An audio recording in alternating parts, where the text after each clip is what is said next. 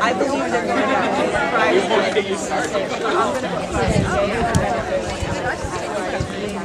and they fly out Sunday and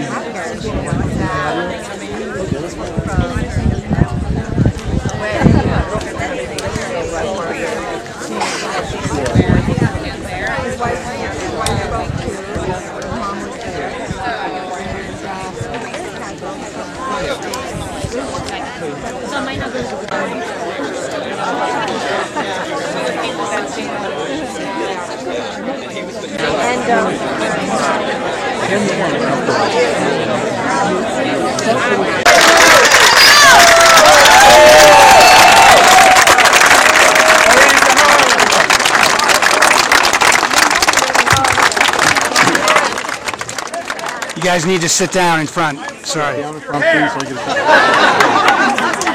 You're dressed better than I did today. Thank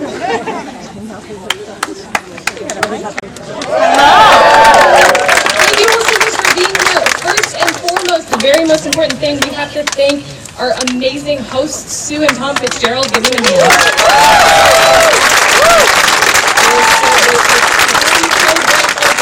Down in front. My name is Brianna Murphy. I'm the Seacoast organizer for Cory Booker. And also, before we get going, if you have your phone out, pull up the text messages. If you don't have it out, pull it out. Text NH to 40203 to keep updated with the campaign. And take pictures tonight. Make sure you post them on social media and tag them with the hashtag Cory2020. So a little bit about myself. I graduated from Wellesley College in 2011 with a political science degree. And some of the first campaign experience I had was as a volunteer on Jean Shaheen's 2009 Senate campaign. After college, I put law school on hold to pursue a music career in Nashville, Tennessee. And I've been there for the past 8 years working as a professional musician and singer-songwriter. I have a whole life in Nashville, but it was so easy to put it on hold for Cory Booker. So, why Cory? To get personal, I am a rape survivor. Experiencing sexual violence is a kind of pain that separates you from your body. But the most powerful thing I learned about this pain is it's at its razor-sharp edges that I was able to lean in and create the space with help and support to start to trust my body again, to start to breathe and move and live and create. Our country has a common pain, but what's missing is a sense of common purpose. We are better when we help each other. The history of our nation is defined on collective action.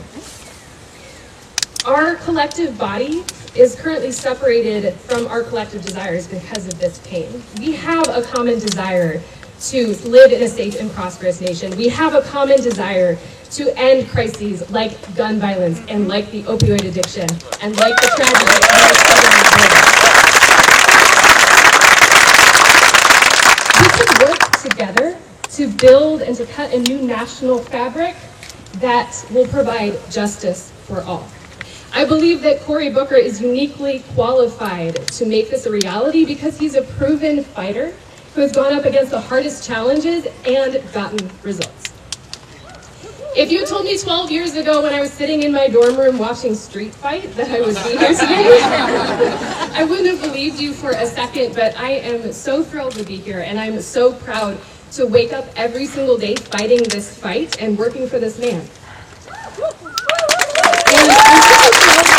I'm thrilled to be on this team with people like State Senators David Waters and John Morgan. And I'm honored to be in position of pass it over to him. Thank you.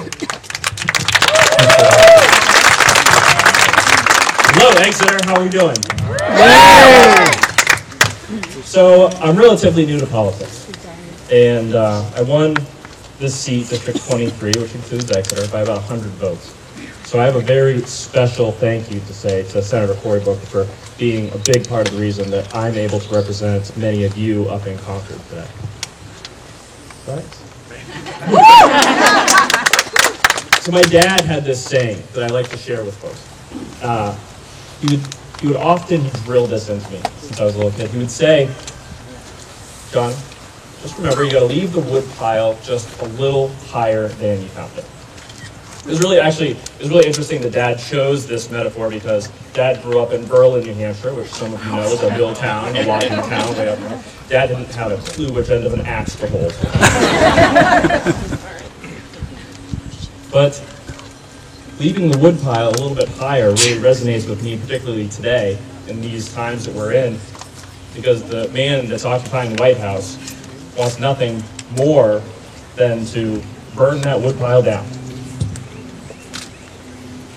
So people ask me all the time, why Cory? John, why did you come out and endorse Cory so early? I love when they ask me that question. So many different ideas come to mind. I don't know how I'm going to answer it this time. Is it going to be about how he was an amazing mayor of a tough city in the midst of one of the worst recessions this country has ever seen and came out of it being successful?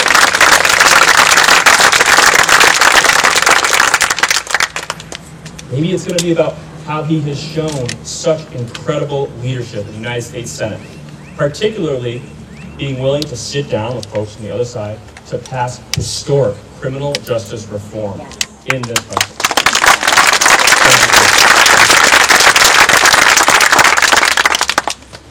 Maybe it's about the grit and resilience that he has demonstrated after decades of service in New Jersey politics. Something that is not easy for the faint of heart. Did you all know that he unseated a mayor who was incumbent for 29 years and was as corrupt as they come? If that is not resonant with you right now, I don't know what is.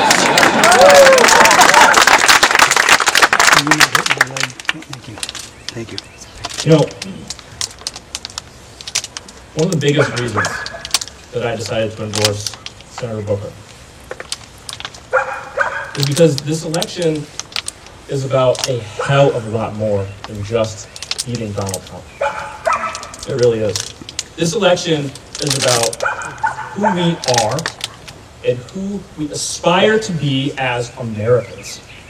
I cannot think of anybody else that I would entrust that sacred duty to lead us beyond this dark chapter of our history than my friend, my brother, Senator Cory Booker. Thank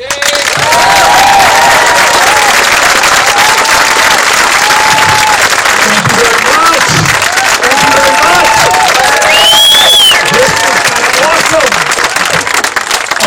I want to say a couple things. First of all, Sue and Tom, who opened up their home for me and for all of us, that's just extraordinary that you would create a space for community to come together. Would you please give them a round of applause?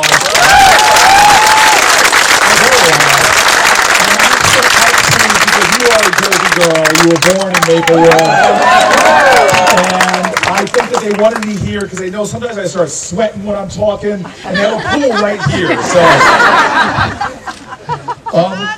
I just want to say, you guys heard from one of our mighty organizers here. And it's not easy to stand in front of crowds, period. When I was a younger person, that was my biggest fear in life, was speaking in front of crowds. You see how you draw fears to you in life. But she just stood up and she not only talked about why she's endorsing and supporting me and working so hard, but she told her own truth. In a nation that still has failed in believing people when they come forward and tell their truth. And for her to take her pain and channel it into purpose, to stand up and understand that we in a nation need to listen to each other, need to understand each other, and more importantly, need to address the persistent injustices that exist. Would you please give her one more round of applause?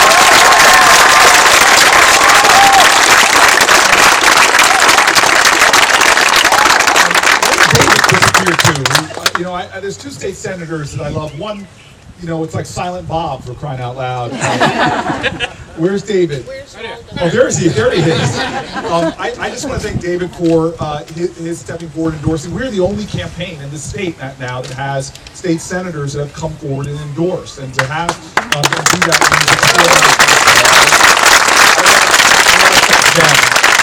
And you know, look, we are two guys that have women in our lives that are extraordinary, but we are not afraid to say that we have a serious man crush going on. And I just want to say, Katie, are you here, by the way? She's getting over at the house. She's over at the house. Vegan meal. You're creating a vegan meal for me when I get there later on tonight. Well, John has become not just an endorser. Both these guys have become friends. He has traveled. John has gone with me now to New Jersey, out to Iowa. It's just extraordinary. When you endorse, man, you don't play around. And I just want to thank you for that. Both the state senators here. All right. So, you guys are in my roaming territory, Marianne. I'm sorry about this, but I just want to say this is what we're going to do. I'm going to tell you a little bit about why I'm running, and then let's have at it. Let's have open questions for anybody who wants to let's have a conversation. And I recognize the C-SPAN cameras are here, so not only is it the 200 people back here, but it's the 15 people watching at home right now. 16 because my mom is watching as well. It's good to have C-SPAN here to give them a shout out as well. So look, I am running because I believe in us. I believe that we, at this point in our nation's history, cannot fall into the trap of defining ourselves by what we're against. This election, Democratic Party, we can't define ourselves by what we're against. We must talk about what we're for and who we're for. We're running against somebody who wants to make this campaign all about him. And it's just not. I get frustrated, and I'm going to vent to you guys a little bit, that the #1 polling issue right now is I just want someone who can beat Donald Trump. And I want to tell you right now, I think we should have bigger aspirations than that. Trump is a floor, it is not the ceiling. Beating Donald Trump gets us out of the valley, but it does not get us to the mountaintop. I am like you. We all come from common ancestors. We all come from a common heritage and a common history. We all know that this nation has been about values and principles. We have never been in our nation's history free of demagoguery and hate mongers and fear mongers. We come on. Every generation has had that. What makes us unique, what makes us special as a country, we're not defined by that. We're defined how we came together and overcame those things. Every generation, think about it, McCarthyism, think about father conflict. In fact, there was an entire political party, viable political party, that rose up using the same rhetoric as this current president. It was an anti-immigration party called the Know Nothings. But back then they were against the Irish and Italians. And we overcame them. There's no monuments to demagogues. There's no monuments to hate mongers in our country. We overcame them by talking about who we are. Did we beat Bull Connor in Birmingham by bringing bigger dogs and bigger fire hoses? No. We overcame that because we call to the moral imagination of a nation, the consciousness of a country. This election is not a referendum on one guy in one office. It's a referendum on who we are and who we must be to each other. And we are all here. We are all here not because of the worst of our traditions. We're here because of the best. Because of common sacrifice and common cause. People who look at the lines that divided us, like our race, our religion, our family orientations. No, we are here because not of the lines that divide us, but because of the ties that bind us. Because people understood that we should elevate leaders who understand that you can't lead the people if you don't love the people. That we are a nation, that patriotism is love of country, but you can't love your country unless you love your fellow countrymen and women. Now let me tell you, don't get me wrong. I thought here, he's just this new age guy. No! Love is not a sentiment. It's not a kumbaya feeling. Love is action. Love is sacrifice. Love says that if your kids don't have a great public school to go to, my kids are lesser off. If your family doesn't have great health care, my family is lesser off. Love is understanding that injustice anywhere is a threat to justice everywhere.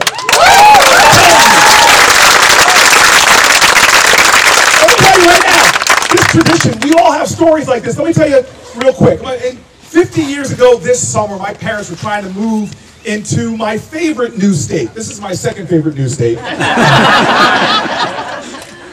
And they tried to move into New Jersey, but every time they showed up in our northeasternmost county, they would see a black family come into these neighborhoods with great schools, and the real estate agent would meet them and make up a lie. Oh, this house is sold. Oh, this house was pulled off the market, and my parents were in distress. And so what did they find? They found a group of activists that, no exaggeration, look a lot like this crowd before me. They were diverse folks, mostly white folks, who were patriots, who got together like we are on weekends for their country, and they said, I'm sorry, we're going to welcome this stranger, that we are not a country of hate. We're not defined by the darkness, we're going to always be defined by our light. And they set up a sting operation. I call it a conspiracy of love, where they basically said, hey, go out and look at a house. And if you're told it's sold, we're going to send a white couple right behind you to pretend like they're home buyers. And that's what happened. The volunteer white couple, the house I grew up in, my parents were told it was sold. Volunteer white couple came from behind, or after my parents left, found out the house was still for sale. They acted like they loved the house. Oh, look at this molding. Look at the grout in the bathroom. This grout could shout. And they put a bid on the house. The bid was accepted. Papers were drawn up. A closing was set at the real estate agent's office. And at the day of the closing, the white couple did not show up. My dad did. A volunteer lawyer. And they walked in to confront the real estate agent. This should be the end right now, but guess what? It's not. Because the real estate agent was so upset, he didn't just capitulate and say, you got me. No, he stood up so angry that he punched my dad's lawyer in the face. And he sicked a dog on my dad. And let me tell you, as I was growing up in this beautiful home, every time my dad would tell this story, the dog would get bigger. Eventually he's like, boy, I had to fight a pack of wolves to get you in this house. You better appreciate what you got. So it won't surprise you. After I went off to Stanford, Oxford, Yale, my dad's not impressed. He's like, boy, you got more degrees in the month of July, but you ain't hot. He wasn't impressed until I moved to the inner city of Newark, and my first job was what? Fighting for people's housing rights as a tenants' rights lawyer, because people threat to my housing, I can't pay it back, you gotta pay it forward. That's not my story, this is America's story. We stand up for each other, we invest in each other, we believe in each other, we know we're not like other countries, no common religion, we're not a theocracy, we didn't all descend from the same family tree, we're not a monarchy, we believe in each other, founded on the ideals that if we stand together and work together, if every generation fights to put more indivisible into this one nation under God, then we can do incredible things. We can define ourselves in the spectrum of humanity. And every generation did that. Heck, 50 years ago, we were not only beating Jim Crow, but we put human beings on the moon. I'm running for president because I believe in us, and I believe that in our generation, we can defy gravity too. But we cannot forget. That means seeing each other, standing up for each other. We still have a nation where we haven't fully established through our laws what most Americans believe, that health care is a right, an American right. It's going backwards. In my dad's day and age, they believed in folk. They believed if you work a full-time job, you shouldn't be in poverty. The minimum wage back then put you above the poverty line. Y'all try to do it here in New Hampshire with a $12 minimum wage.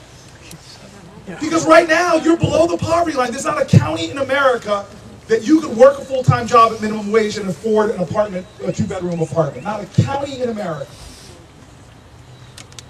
This is why the issues that I'm running on are not just intricate policy plans, they just stand for common sense, right? That we treat each other with respect and dignity. We don't lock you up if you have a mental illness or an addiction. We get you health care and help. This is why it's common sense that we call ourselves, literally we sing the song Home of the Brave, but it's common sense to say, wait a minute, we have a crisis in America if 10% of our homeless people are the brave and veterans themselves.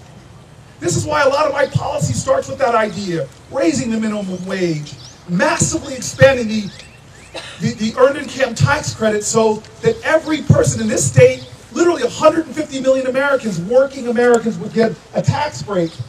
And understanding that in America, we've got to see the struggles of each other. Everybody here, most of you here, know somebody who may be home right now taking care of someone with Alzheimer's, a special needs child, working around the clock. They don't qualify for the earned income tax credit now, but if I'm President of the United States, they too will get a credit from the government to make sure we support them and their hard work. It means if you're born in this country as a birthright, you should. And a tax code that right now prioritizes giving tax breaks to people with money to create more money. We should say a birthright in America is that every child has an interest-bearing savings account. My baby bonds bill would put $1,000 into the accounts of every child. And then based upon the income of your parents, you can get up to $2,000 in that account. By the time you're 18, the lowest income Americans would have upwards of $50,000 to invest in college, to invest in buying a home, starting a business, doing the kind of things that people who've looked at this bill show you.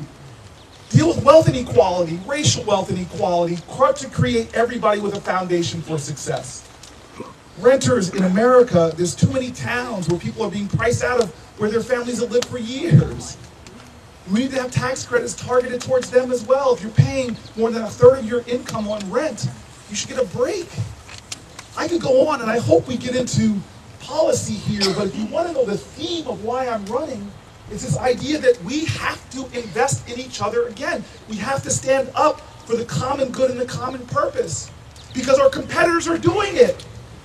Look around the globe and you'll see the cost of college in Germany is between 0 and 4% of the median income. The cost of college in Canada, Trudeau. That hair.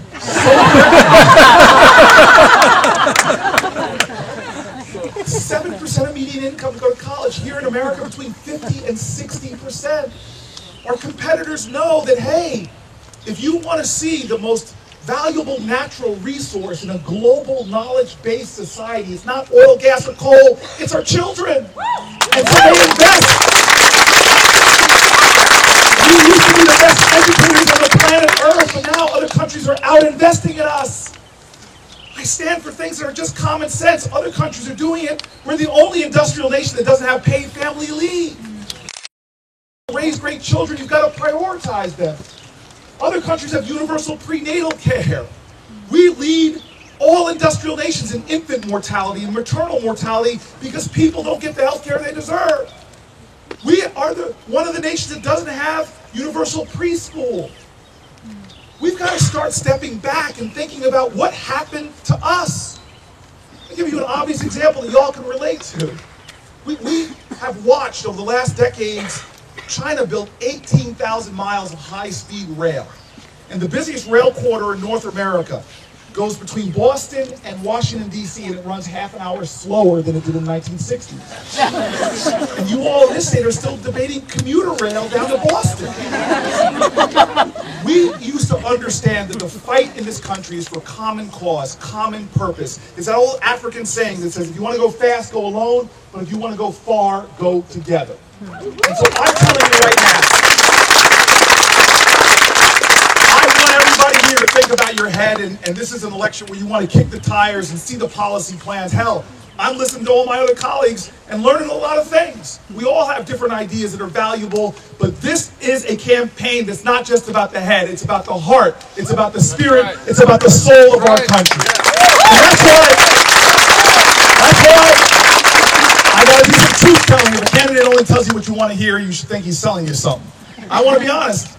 I have a different campaign strategy. If you all want somebody who's going to fight fire with fire, it ain't me. I ran a fire department. Not a good strategy. I was walking into a Iowa town hall. I'll never forget this moment. I'm about to bound onto the stage. So psyched. We had hundreds of people there. And then this big guy sees me. He comes over to me, big guy to big guy. He sees this former tight end, former All-American football player. You know, the older I get, the better I was. and he puts his arm around me and he goes, dude. And I go, yeah. He goes, dude, I want you to punch Donald Trump in the face. And I look at him and I go, dude, that's a felony. And I challenged him, stick show you how we beat folks like Donald Trump, a guy that wants us to fight him on his terms and his turf using his tactics. That's not how we're going to win this election. Martin Luther King once said something so profound. He said, what we have to repent for in our generation is not the vitriolic words and violent actions of the bad people. It's appalling silence and inaction of the good people. We are the good people. We, the majority of this country, don't lose faith in us. This is a referendum on us. This is a time where we can't just focus on one guy, because in communities like mine, as the only United States senator that lives in a low-income community below the poverty line, my community needs a lot more than just beating Donald Trump. In our water, you guys know this with PFAS, there's 3,000 jurisdictions in America with children with more than twice the blood lead levels than Flint, Michigan. People on my block who work full-time jobs and still have to go to the bodega in my neighborhood and use food stamps to feed their family. These are issues going on before Donald Trump. 7 people shot in my neighborhood just in the last 2 weeks. Boston just had bloody stretch. These problems are not bigger than us. But I'll tell you what gives it strength. It's not just the demagogue in Washington. What gives us strength is that we're tearing ourselves apart as a country right now. There is a tribalism that, literally, if you look at the Russians and their tactics and strategies, I see this in intelligence reports, they know to undermine our democracy is to divide us against each other. And this is why I'm running for a larger movement than just one office and one person. I'm running for the movement of our nation, to continue the cause of our country, to try to unite people and create a new American majority.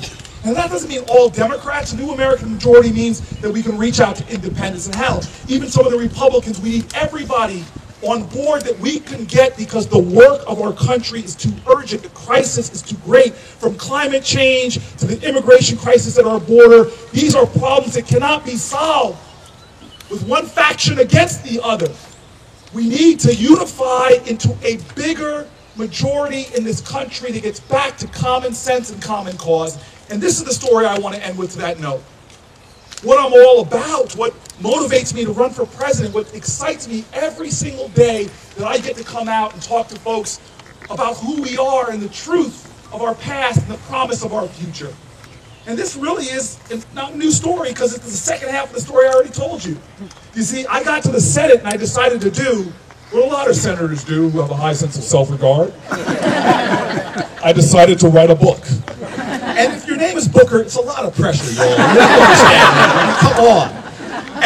And so I decided to go back to find the activists like you all who met on weekends like we are and fought for housing rights of black families moving in their neighborhood. And I'll tell you what, the head of that group, the Fair Housing Council, was a woman named Lee Porter, and she was really easy to find. Because at 92 years old, she is still the head of the Fair Housing Council of Berkeley County. And now she doesn't represent black folks, a lot of black people now in our town. She represents same-sex couples. She represents Americans with disabilities who are still denied justice in our country. She represents Muslim couples, because to her, justice has no color, no race, no orientation, no religion. It is one justice, one nation, one love. And when I go talk to her, she confirms a lot of the facts of the story. It was not a pack of wolves, people. And I asked her to confirm more things. She said, look, you really need to talk to the lawyer who organized everything. And I go to find him, and he's a retired New Jersey state judge. And I call him up, and we have a conversation. And then I suddenly get all the questions needed for my chapter of my book. But then he says something to me that shook me and reaffirmed my life's purpose. Life is not about position, guys. It's about purpose. And when he told me this, I was so inspired. I said to him, why would you help black families move into your neighborhood, sir, when you just told me you were struggling to make it? You had just come out of law school. You started a business. You were barely making ends meet. I just got to understand why, at a time of fears of white flight, fears of real estate prices going down. Why would you do it? And he said to me, Corey, I remember the moment I made the decision. And I go, the moment? He goes, yes, it was March 7th, 1965. Now, some of you might know the date, but when he said that to me, I didn't know what that moment was. And so he explained, he goes, Corey, I was sitting at home at the end of a long week, just sitting at home watching TV on my couch. I do that too. I usually hang out with my two best friends, Ben and Jerry. But this guy's watching TV. Now, some of you young folks don't remember this, but we used to be a nation with just like 3 channels. Okay? And then at 11 o'clock, what would happen? Shut down. You got like, you know, the first one play the national anthem and then it'd be over. I sent this to a high school in Nevada and the kids were like, looked like they were shocked. They're like, what did you guys do? And I'm like, we found things to do. We had higher birth rates back then. And so he's sitting there watching TV, and because it was just 3 channels, I confirmed looking up what he was watching. Most of America was watching a TV movie called Judgment at Nuremberg. Some of you who are starting to remember what happened that night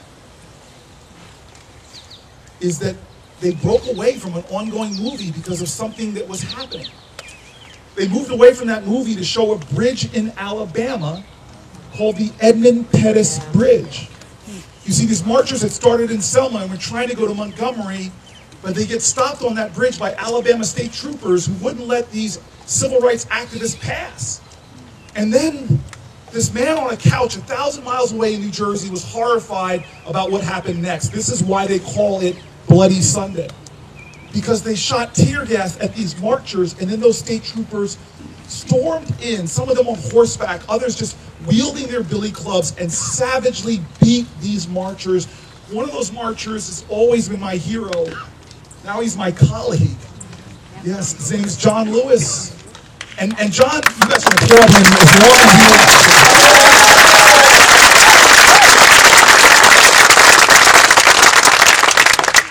Congressman Lewis is one of the most regal yet humble men I have ever met in my life. And he says to me at that day, he goes, Corey, I shed a little bit of blood on that bridge. And I go, Congressman, no, you had your head cracked open. He had to be carried back to the church because he was unconscious, bleeding profusely.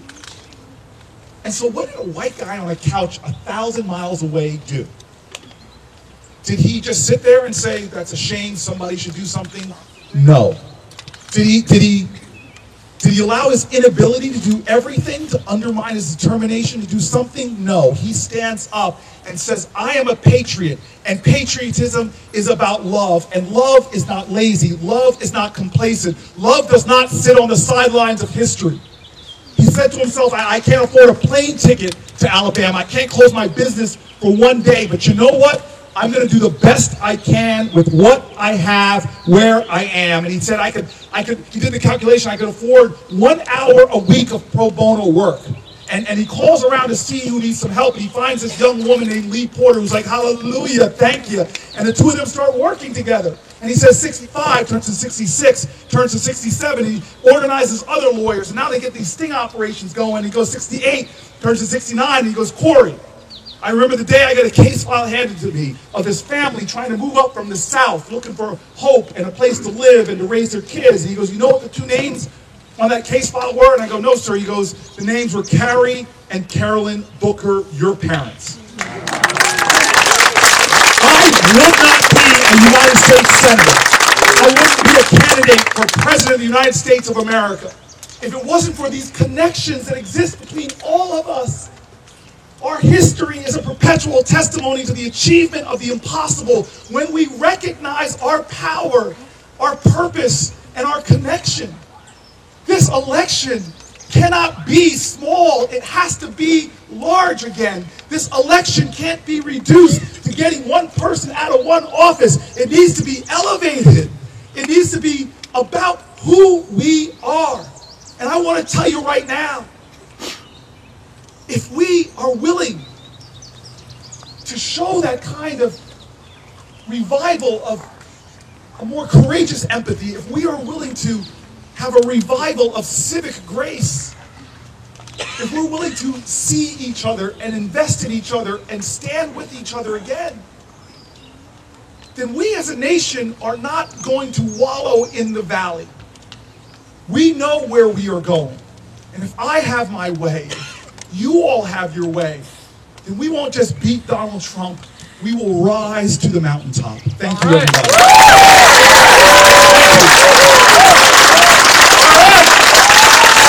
Thank you. Let's have at it. I'm going to go first with the analysts. I'm going to go with Laura, and I'm going to come back here with Lauren. We'll see if the or the N is better. I don't know. Go ahead, Laura. Thank you, Senator. Well, I feel like we're running out of time to act on climate change, and I'm here to ask, will you make addressing the climate change crisis one of your top executive priorities on day one in the White House? So I'm going to tell you a different answer to that question than you're going to expect. Okay, I'm sorry. The question she asked, how is it that a guy this handsome is not, doing modeling something? No, I'm sorry. She asked, will I make climate change one of my top priorities as a president? And I said to her, that's a great question, but I want to answer in a way she might not expect. First of all, I want to caution everybody. Most of the people running have 10, 20 years in public service. And one of the questions you say, we're running out of time now? We were running out of time 20 years ago, when there was still a consensus of scientists back then. And so one of the first questions you should ask folks is, what you been doing about this issue? Now, I was chief executive back when another president, I think, betrayed the cause of this country, which is to defend itself against the coming crisis, and didn't join the Kyoto Accords. Remember those that Bush did not bring us in? But I didn't just sit there and say that's a shame. I actually got up and said, I'm a mayor of one of the largest city in my state. And I reached out and worked with mayors of other large cities, and we said together in conference, we actually are the majority of the carbon footprint of this country.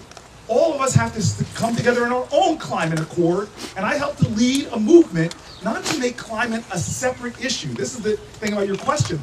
I said that climate will be how we deal with every issue in our city. Every single thing we do, we're going to do the lens of the climate. And so we didn't create a thing.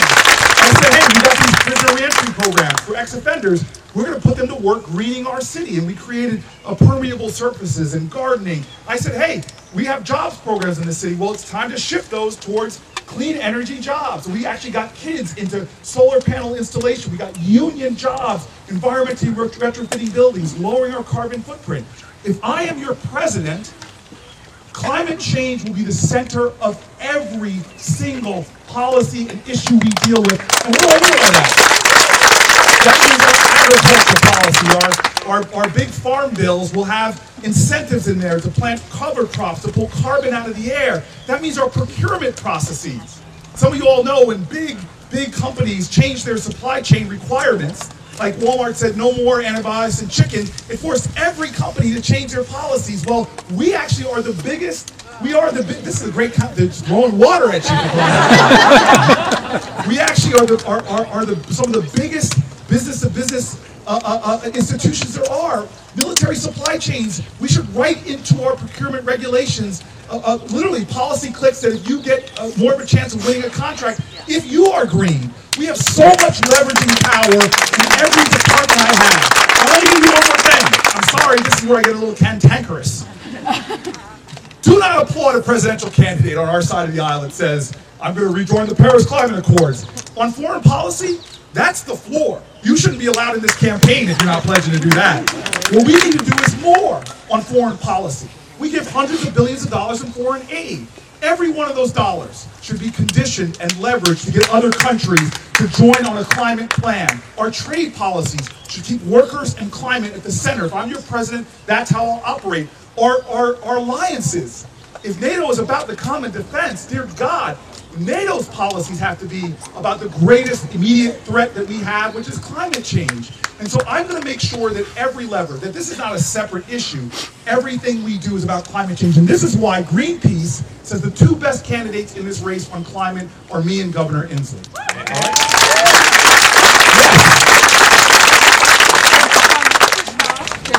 All right, what town in Jersey? I grew up in Millburn. All right. And neither one of us would have been able to join a single club in the town where I grew up. Yes. And most of you don't know, the first people that ever felt the burn in America were people in Millburn. Go ahead. It's a great town. It's a great town. Sorry, that's the second to last dad joke I'll tell in this story. Go ahead. So I have two separate questions, both equally important. One is my 14-year-old who's not here with us today would ask you this herself if she were here. she would like to know, since she can't vote for the next president of the United States, what your plan is to make sure she's not gunned down before she graduates next year. Answer your second. My second question? Yes. So we know that the current Senate Majority Leader, I don't need to use his name, has been blocking judicial appointments, not just at the Supreme Court level, but at all levels for the 8 years of the previous administration, and then forcing through all sorts of really unqualified and extremist judges at all levels, including the Supreme Court. I want to know what you're going to do to protect our judiciary.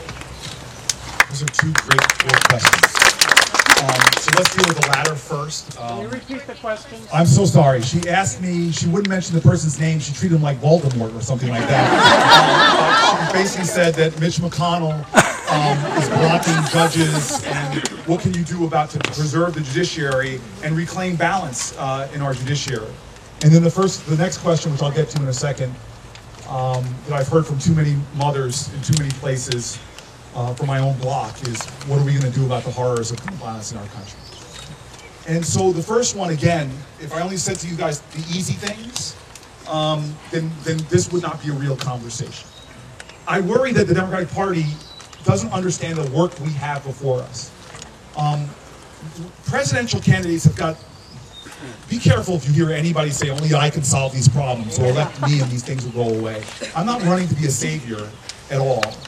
I think we are each other's salvation. And the reality is when you see what's happening with the courts right now, they've been plotting this slowly all the way since Roe v. Wade to get to the day that they can now to threaten a woman's right to make her own decisions with her body. And so my message for us as Democrats is we have to understand that the salvation that we have is doing the work of turning states blue. And I'm one of these guys that believes that Texas is a blue state. If you look at the demographics, but we're not doing the organizing. Georgia is a blue state. You saw the extremes that they just went through to beat Stacey Abrams, trying to do kind of voter fraud and other tactics. We can fight back in those states. In order to do this, we have to start getting Democratic majorities in the Senate. And that's hard work, but we can do that. And this is the thing that I'm running to be. I'm not running to be the one guy that's going to get everything done. I'm running to be the leader of our nation, but before I even swear the oath of office, the leader of the Democratic Party. And what I believe we need to do is start investing a lot more in the long-term work it takes to begin to hold, like frankly, my parents' generation, that had permanent majorities in the House and the Senate for decades. I mean, Tip O'Neill seemed to be there for the entire generation of folks, because we used to have parties that appealed to union folks, to inner city folks, that appealed to small business people and farmers. We've got to get back to doing the work, to building this party and reaching out to people.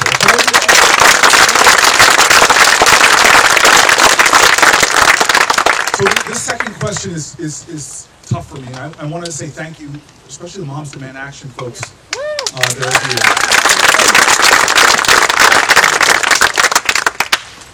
So one of the reasons why governments are formed is for the common defense. And you look at every war in our country's history, from the Revolutionary War to the War of 1812 to the same war. What's that? Weren't they the same war? They were not, sir. Oh, I'm sorry. I was going to say. No. One George Washington was flying fighter planes.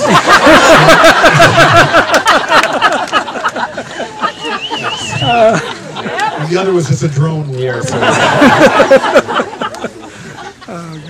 World War I, World War II, Korea, Vietnam. All of those wars we've had in our country combined, less people died than died in the last 50 years due to gun violence in our country.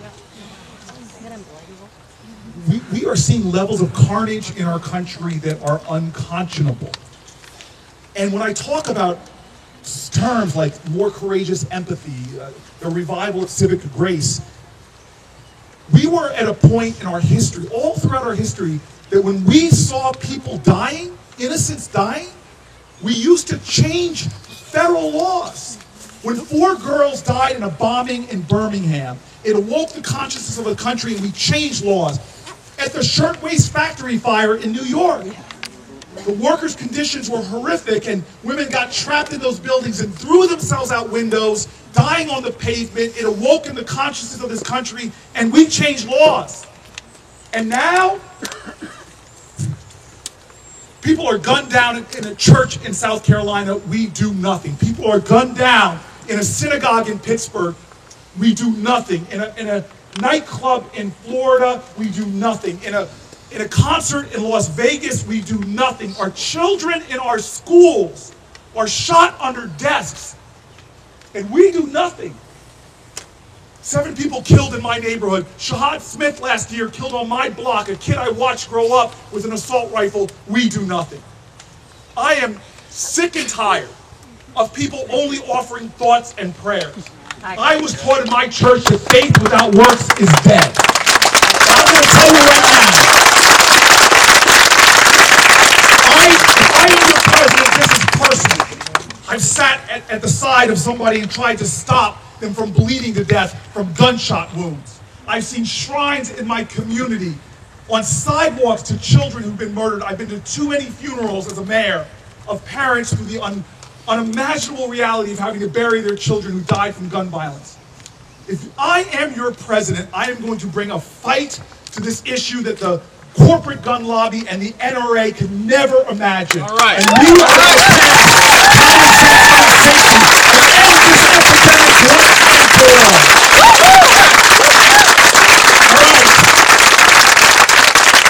To the left of the crowd, to the center of the crowd. I am a Democrat, but I got to go to the right over here, sir. Peter, come on, give it to me. Senator, 10 years ago, I first heard you speak at George Washington University. Oh my gosh, yes, sir.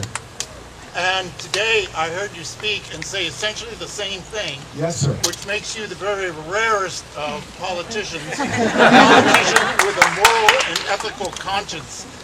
But leaving that aside, what distinguishes you from the other field of candidates? Besides, I'm the only 6'3" bald black guy running.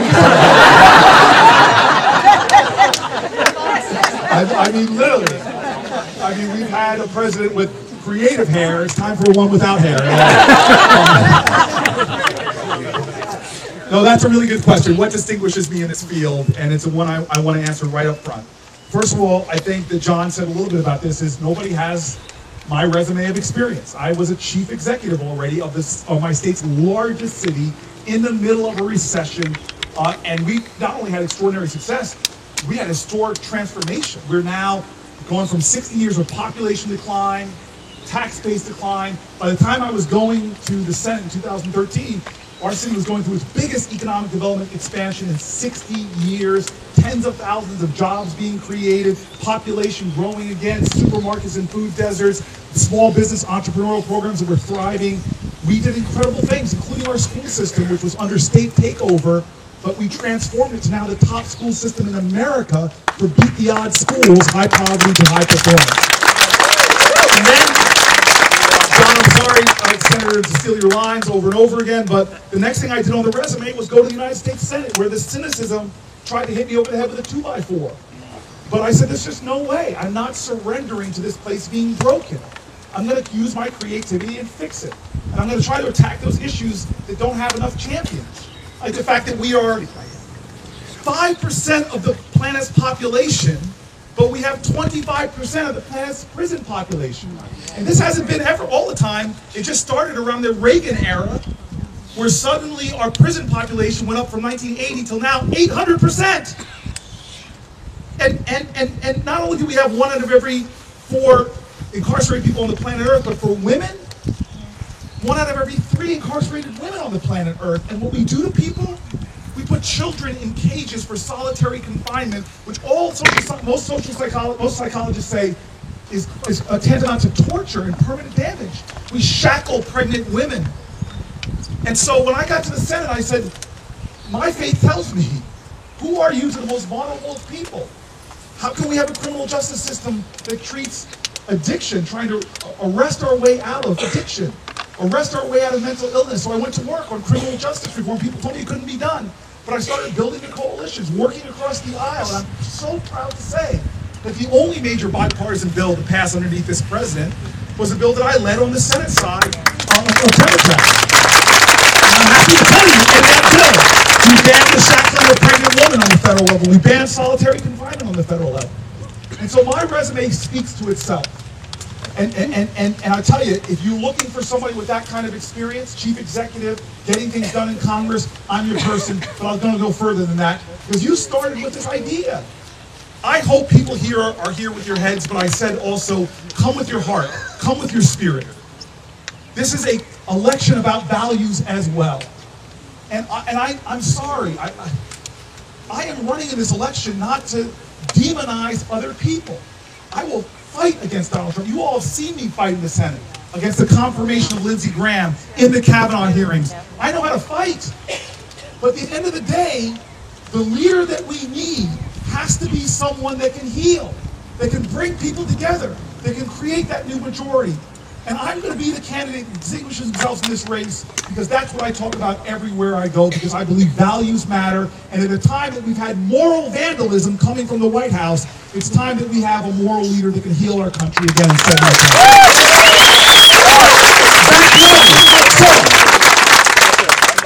I'm a member of the Teamsters Union, and we and many of the other unions in this country, a lot of our members are struggling with the pension crisis. Multi-employer pensions a lot of them are in trouble, and I just want to know what you plan to do. This isn't complicated to me, I'm sorry.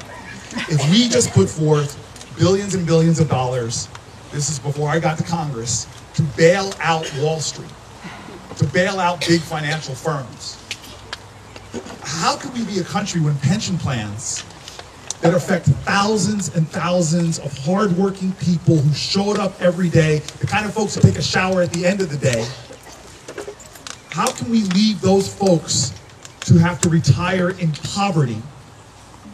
And so I am a person right now, don't have to wait till there's bills right now to solve this crisis, you know that. I support those bills, and if I'm president, I will not leave union members in the fear and insecurity that they have right now. We will bail out those pension funds, okay? All right. I'm going to go to an ACLU voter. Okay. You guys are awesome. Hi, my name's Annabeth, and obviously I'm an ACLU voter. Okay. So I'm going to ask you about ICE. ICE is responsible for the largest... Oh, I was hot. I thought you were going to say, I'm going to ask you, Corey, if you would like some ice. Okay, the second and last dad joke. Go ahead. The largest immigration detention system in the world with little to no meaningful oversight, which costs $8 million taxpayer dollars every single day. Non-citizens in detention include asylum seekers, longtime U.S. residents, and green card holders. As president, will you commit to reducing this system by 75%? So, Couldn't hear the question. Yeah. she asked about the detention facilities in our country for immigrants. A significant number of them are private institutions that profit off of the incarceration of others. And so many of the people there are some of the most vulnerable people, not just from our country, but around the planet, who often come in this country seeking asylum and end up in these kind of detention facilities. So just about 2 weeks ago, I put out a plan to radically eliminate a significant number, I would say much more than 75% of these facilities, because we don't need them. Now understand me, I'm not a person that stands back and criticizes. I've been to the private immigration detention facilities. I've been to the private prisons that house overwhelmingly people who are immigrants. And to me, they are abjectly a violation in many ways of the very fundamental values of our nation. And this is a president that's been telling us a lie, that somehow we need, in order to be safe, to throw kids in cages. Somehow in order to be safe, we need to separate children from families. Somehow to be safe, we need to privatize prisons and incarcerate people. That is a lie. We can have a system that protects our borders, keeps us safe, but also affirms our values. And as you said, you brought in the economic reality of it. I can show you the data. When I was mayor of the city of Newark, I used to always say, in God we trust, but everybody else bring me data. I can literally show you the data from the pilot programs that were being done under the Obama administration that show that if you do immigration enforcement through the civil system and not the criminal system, you can actually save dramatic amounts of taxpayer dollars, not violate people's human rights, and have 100% compliance with court dates and the process of evaluating people for asylum. We are being sold a lie right now that is making us less safe, undermining our values, hurting our economy, and taking away law and challenges we have that are. And let me say this for final thing, because it's a weekend where we have a president using fear to go after people who are all around the country right now. We have blended families. people who are undocumented that are married to an American, that have children that are Americans, and we're beginning to tear families apart, permanently damaging those children who have a parent sent away to a foreign land. And it's worse than that. You have, in my city, I know police departments, local police departments, right now you have police officers griping because they used to get cooperation from immigrant communities, but now people are afraid to come and report crimes. I was in Nevada with a 14-year-old who said that her friend was afraid, an American citizen born in this country was afraid, teenager, to report an assault because they were afraid that their parents would have to show up and they're undocumented and might be deported. This environment of fear right now is making us less safe, is undermining the strength of our communities, is hurting our economy, and I will change this, you can be sure. All right. So, you said last question, but back there in the blue and white, you're going to be the penultimate question. And since Alice right here she's, smaller, we're going to consider you a full-blown question, but I'm going to use the grace that you would inspire. You can't let me not answer her question. All right? Erin runs my campaign here, and would you give her a round of applause? She runs my campaign.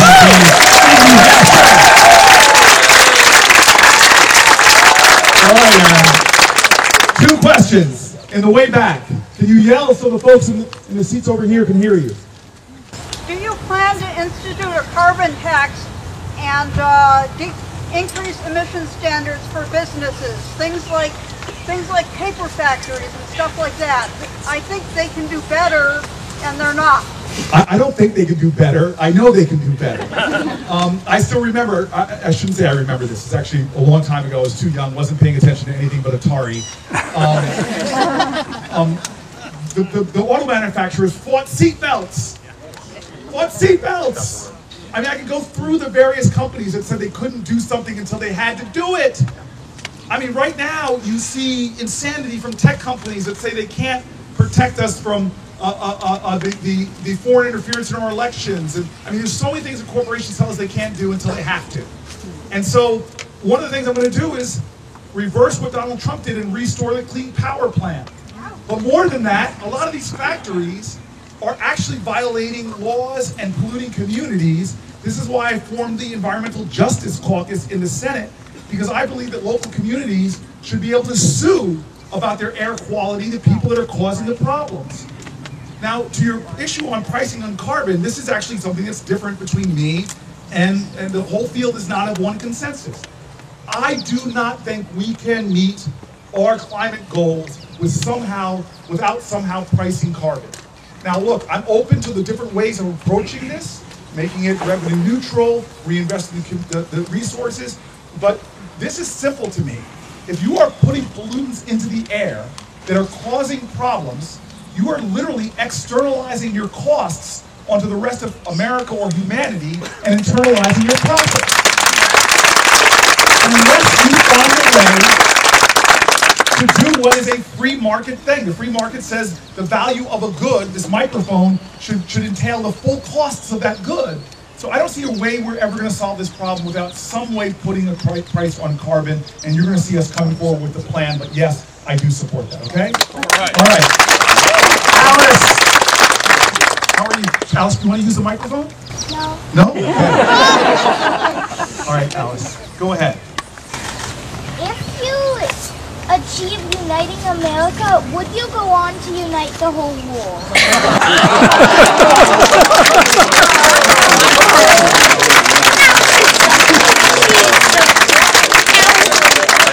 First of all, Alice, that's a great question.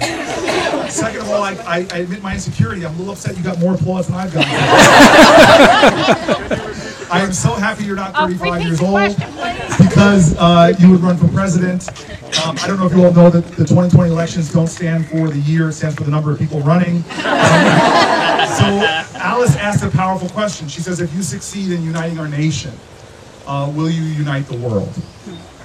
And I really think that's an important question because we have a lot of conflicts going on around this world. And we have a president right now, Alice, that has this thing he calls America First, but clearly, looking at what he does, he's saying America alone. He's isolating us away from leadership and really creating more difficult problems. We already talked about the Paris Climate Accords. All our allies are in it. The rest of the world is in it. And we step out of it. We saw this with the challenges with Iran. We had a deal in which so many people were in that deal, our allies, and instead we step out of it, and now we see Iran racing to get a nuclear weapon, putting the region in peril. So Alice, I want you to know something. I'm one person, and even if I'm the most powerful office in the land, I pledge to you I'm going to use that to unite the world, but Alice, I'm looking at you, who just had the courage to stand up in front of about 200 people. You are more powerful than you know, you're smarter than you believe, you are more capable than you imagine, and you have the potential to help to unite our world as well. I know, you can definitely applaud her for that.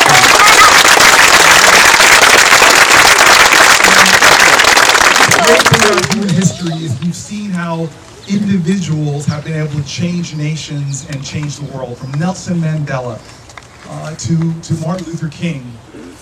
We see it in our own country is just histories of great women who transformed this nation as well, like Susan B. Anthony, like one of my heroes, a woman named Ella Baker. So I want you to know that I'm going to do everything I can to unite the world, but my question for you, I got to reverse it, is will you help me?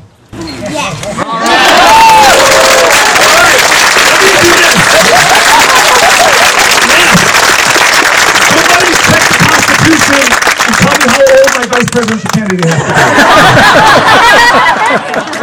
All right, let me do this, because I'm really serious about this. Look, I'm so honored to be able to run for President of the United States. And I really believe that we have a campaign. And by the way, can some of my volunteers and people raise your hand if you're interested in helping or supporting? I see Braxton back there. I see a whole bunch of people here. Go talk to them about how you can get involved. Go to CoreyBooker.com. But I want to be clear with you right now. I told you about life is about purpose, not position. I have a bigger purpose here than just my one campaign. Because like you, I have a lot of worry about our country right now. I always say, if America hasn't broken your heart, you don't love her enough.